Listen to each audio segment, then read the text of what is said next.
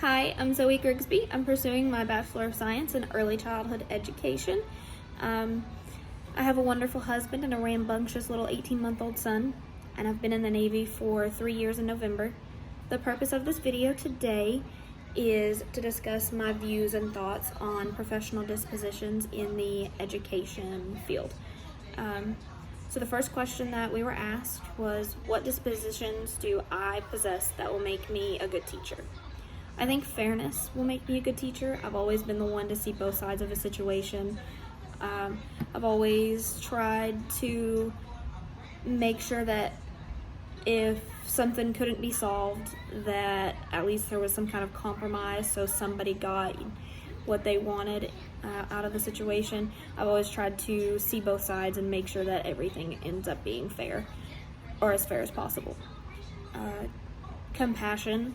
I think compassion comes very easily to me, along with dedication. Dedication is another thing. They both come very easy. I've always been dedicated to my family and to the people in my life, so being dedicated to my students would be something that's second nature. Making sure that they're okay, being empathetic toward their issues. In my life, I've always been the shoulder to cry on and the one to try to give advice. And curiosity is another thing I think will make me a good teacher. I'm always curious about how young minds work. Like I said, I have an 18-month-old, and I love just watching him go outside and explore new things, like when he sees a stick on the ground or an ant crawling, or even the first time he saw like a leaf fall. Just watching these little things that as adults or as older individuals we don't really think about anymore. It's just crazy, and I can't wait to start like explaining to him how stuff works, or as best that I know of how stuff works, when he can actually start forming sentences. What do I think I need to work on before my first year as a teacher? Reflection. When I reflect on things, I always look at the negative side. I'm really hard on myself. If it's not the right way, then it's wrong. I need to fix it. Or I'll look back on a situation and be like, that sucks. I shouldn't have done that. I need to work on that. I need to be better.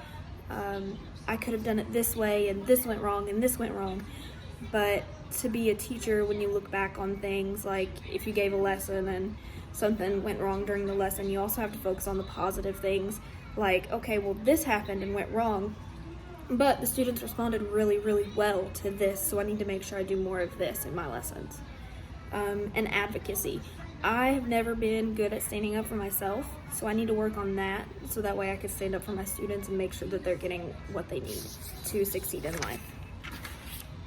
And the last question, what qualities should professional educators display? I think a teacher, or any kind of educator, principal, any guidance counselor, things like that, they should display little parts of all of the qualities that were listed in the professional dispositions of learners that we read through. Having a love of learning and teaching is a necessity to be in the education field.